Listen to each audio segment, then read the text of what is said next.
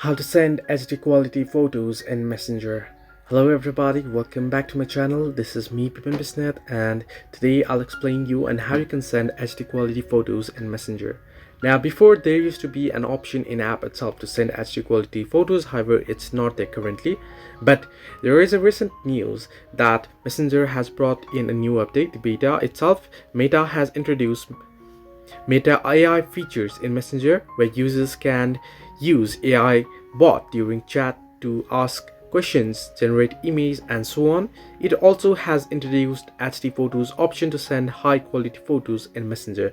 So you can head into your Play Store or App Store and look in for Messenger update, and if it is available you can update it quickly.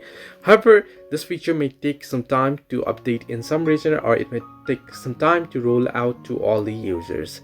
So hope this helps you. Do like and subscribe, and do not forget to leave a comment down below if you have any further issues.